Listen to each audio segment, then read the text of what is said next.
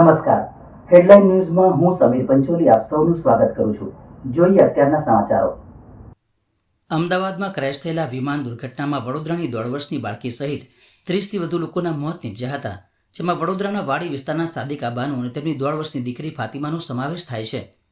1.5 વર્ષની ફાતિમાના DNA match થઈ જતાં આજે તેના મૃતદેહને વડોદરા લાવવામાં આવ્યો હતો, જ્યાં તેના જનાજામાં હજારોની મેદની ઉમટી પડી હતી અને આખો વાડી વિસ્તાર હિબકે ચડ્યો હતો અને તેની વાડી ખાતે આવેલ મિશ્રીકોઈ દફનવિધિ કરવામાં આવી હતી। વડોદરા શહેરના વાડી ખત્રીપોળની 26 વર્ષીય પરિણીતા સાદિકા બાનુ મોહમ્મદ મિયા શેઠવાલા 16 મેના રોજ પોતાની 1.5 વર્ષની દીકરી ફાતિમાને લઈને લંડનથી વડોદરા દિયરના નિકાહમાં આવી હતી। પતિને કંપનીમાંથી રજા ન મળતા તે પોતાના ભાઈના લગ્નમાં આવી શક્યો ન હતો। ઉત્સાહ સાથે નિકાહ પતાવ્યા બાદ સાદિકા બાનુ તેની 1.5 વર્ષની દીકરી ફાતિમા સાથે લંડન જવા માટે નીકળી હતી। તેને મૂકવા માટે તેના સાસુ સસરા અને ભાઈ અમદાવાદ એરપોર્ટ ખાતે ગયા હતા।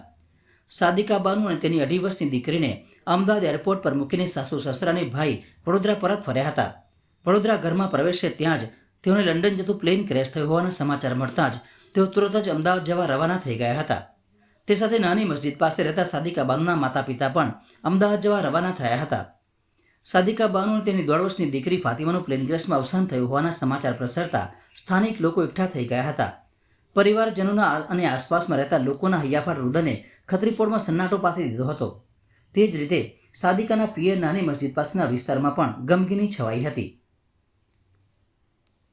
आज भारत देश नहीं पूरे दुनिया के अंदर से जो हिंदुस्तान के गुजरात में अहमदाबाद में जो प्लेन क्रैश की जो घटना बनी है, उसके अंदर बड़ौदा शहर की हमारी इसी बस्ती की बेटी सेठवाला और उसकी बच्ची जो उसमें सफ़र कर रहे थे, उस सफ़र के अंदर जो घटना के अंदर उनका इंतकाल हुआ। सबसे पहले तो मैं अल्लाह ताला से इसी बात की दुआ करता हूँ कि अल्लाह ताला उनके बाल बाल मग़फ़िरत अता फरमाए, उनके घर वालों के सब्र जमीर अता फरमाए।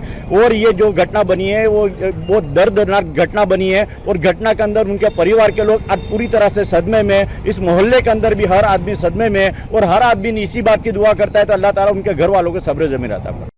સમગ્ર વિશ્વને હચમચાવનારી જે ઘટના હતી, અમદાવાદમાં જે પ્લેન દુર્ઘટના થઈ છે એ સમગ્ર વિશ્વને હચમચાવી નાખ્યું છે।